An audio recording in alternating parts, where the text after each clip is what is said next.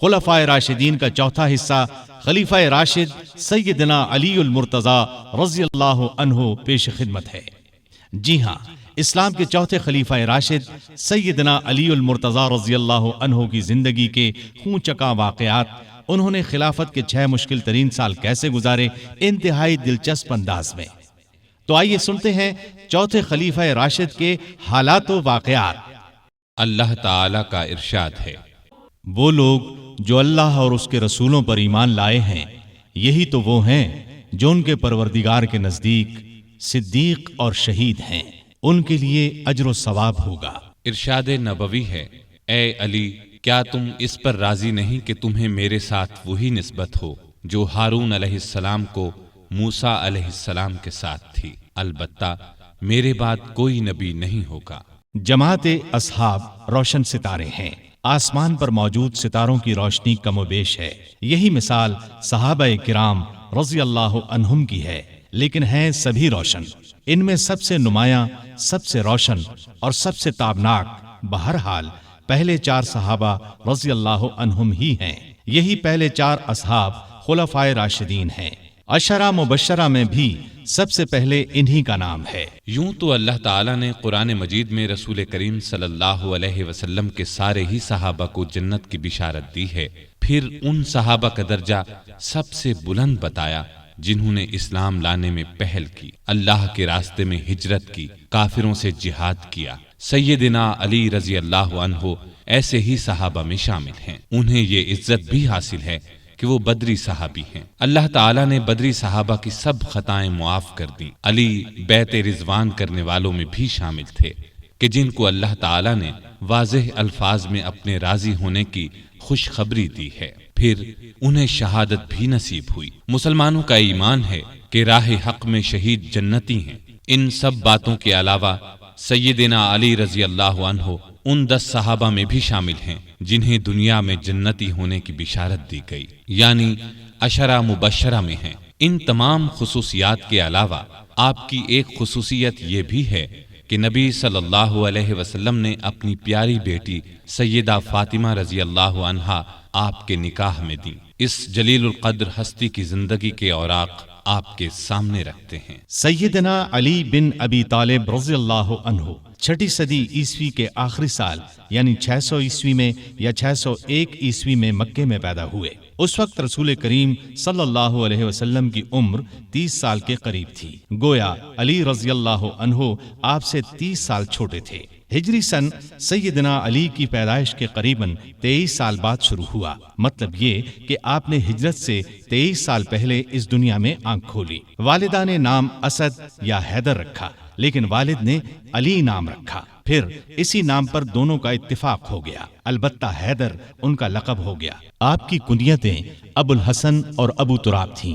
ابو تراب کی کنیت نبی کریم صلی اللہ علیہ وسلم نے عطا فرمائی۔ آپ کے لقب اسد، مرتضیٰ اور حیدر ہیں۔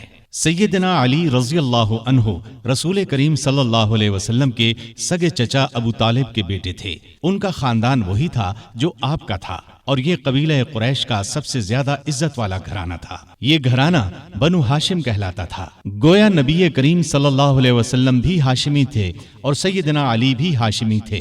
سیدنا علی کے والد کا نام تو عبد مناف تھا، لیکن وہ اپنی کنیت ابو طالب سے مشہور تھے۔ رسول کریم صلی اللہ علیہ وسلم کے والد جناب عبداللہ ان کے سگے بھائی تھے۔ ان کا نسب اس طرح ہے: ابو طالب بیٹے تھے عبد المطلب کے، عبد المطلب بیٹے تھے ہاشم کے، ہاشم بیٹے تھے عبد مناف کے، اور عبد مناف بیٹے تھے قصی کے۔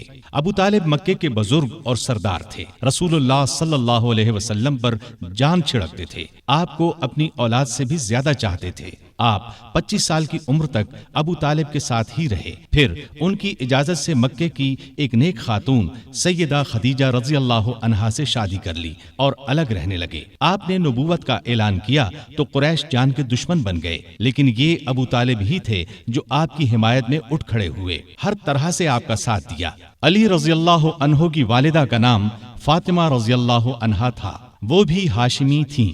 یہ آپ پر ایمان لے آئی تھیں، یہ بھی آپ سے حد درجے محبت کرتی تھیں۔ انہوں نے ہجرت بھی کی اور ہجرت کے 4 یا 5 سال بعد وفات پائی۔ سیدنا علی کوئی 5 برس کے تھے کہ ملک میں قحط پڑ گیا۔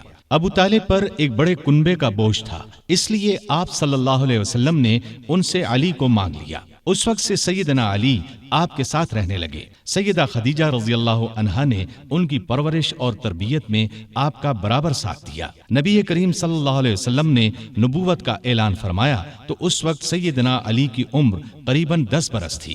رسول اللہ صلی اللہ علیہ وسلم کی دعوت پر انہوں نے فوراً اسلام قبول کر لیا۔ اس طرح بچوں میں سب سے پہلے انہی کو اسلام کی دولت نصیب ہوئی۔ اب وہ بھی آپ کے ساتھ نماز پڑھنے لگے۔ ایک دن ان کے والد ابو طالب نے انہیں آپ کے ساتھ نماز پڑھتے دیکھا تو پوچھا، بیٹا یہ دین کیا ہے جس پر تم چل رہے ہو؟ انہوں نے فوراً جواب دیا، ابا جان میں اللہ اور اس کے رسول پر ایمان لے آیا ہوں، ان کی تصدیق کر چکا ہوں اور یہ میں نے ان کے ساتھ نماز پڑھی ہے۔ اس پر ابو طالب نے کہا، محمد تمہیں بھلائی کے سوا کسی چیز کی طرف نہیں بلائیں گے، تم ان کے ساتھ لگے رہو۔ سیدنا علی رضی اللہ عنہ بچپن ہی سے نیک تھے، بتوں سے نفرت کرتے تھے۔ رسول اللہ صلی اللہ علیہ وسلم کی تربیت نے انہیں علم کا سمندر بنا دیا۔ لڑکپن ہی میں لکھنا پڑھنا سیکھ لیا۔ اس زمانے میں یہ بہت بڑی خوبی کی بات تھی۔ اسی زمانے میں انہوں نے ہتھیار چلانے اور دشمن سے لڑنے کا ڈھنگ بھی سیکھ لیا۔ جوان ہونے تک انہوں نے سپاہ گری کے اصول اور قاعدے پوری طرح سیکھ لیے۔ کشتی میں تو کوئی ان سے جیت نہیں سکتا تھا۔ والد کی وفات کے بعد صرف 3 برس مکے میں رہے۔ رسول کریم صلی اللہ علیہ وسلم نے جب ہجرت کی تو سیدنا علی کو اپنے بستر پر سلایا۔ لوگوں کی جو امانتیں آپ کے پاس تھیں وہ سب آپ نے علی کے حوالے کی اور فرمایا، یہ امانتیں ان کے مالکوں کو سونپ کر مدینے آ جانا۔ کافروں نے اس وقت آپ کے گھر کو گھیر رکھا تھا۔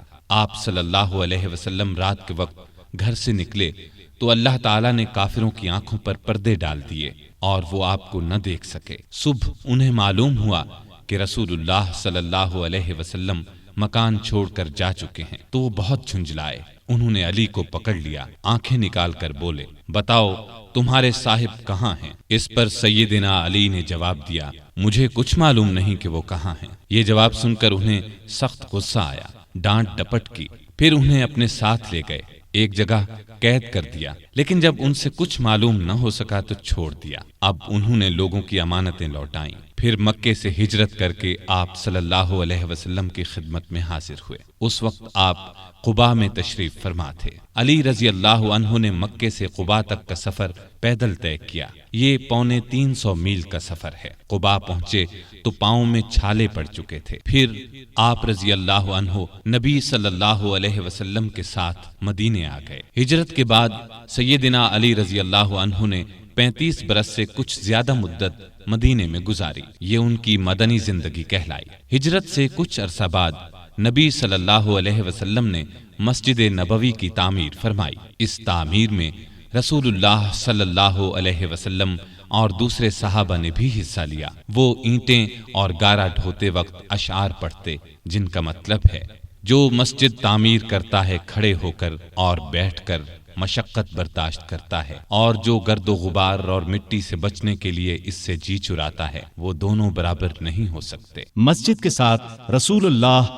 صلی اللہ علیہ وسلم کے رہنے کے لیے چند حجرے بھی تعمیر ہوئے۔ سیدنا علی رضی اللہ عنہ بھی یہیں آ گئے۔ ہجرت کے بعد آپ نے بھائی چارہ کرایا تو علی کو اپنا بھائی بنایا۔ ہجرت کے دوسرے سال آپ نے اپنی پیاری بیٹی سیدہ فاطمہ رضی اللہ تعالی عنہا کی شادی علی سے کر دی۔ اس وقت سیدنا علی کے پاس ایک زرہ اور ایک گھوڑے کے سوا کچھ نہیں تھا۔ انہوں نے یہ زرہ سیدنا عثمان کے ہاتھ 480 درہم میں فروخت کر دی۔ سیدنا عثمان رضی اللہ عنہ نے یہ رقم انہیں دے دی اور زرہ بھی یہ کہہ کر لوٹا دی کہ یہ میری طرف سے تحفہ ہے۔ اس رقم سے انہوں نے شادی کا سامان خریدا اور گھر کی ضرورت کے لیے بھی رقم بچائی۔ نبی کریم صلی اللہ علیہ وسلم نے صحابہ کو جمع فرمایا، ان کے سامنے نکاح پڑھایا۔ رخصتی چند ماہ بعد ہوئی۔ زرہ کی قیمت میں سے جو رقم بچی تھی اس سے سیدنا علی نے ولیمے کی دعوت کا انتظام کیا۔ اس دعوت میں کھجوریں، جو کی روٹی، پنیر اور ایک خاص قسم کا شوربہ تھا۔ نبی کریم صلی اللہ علیہ وسلم نے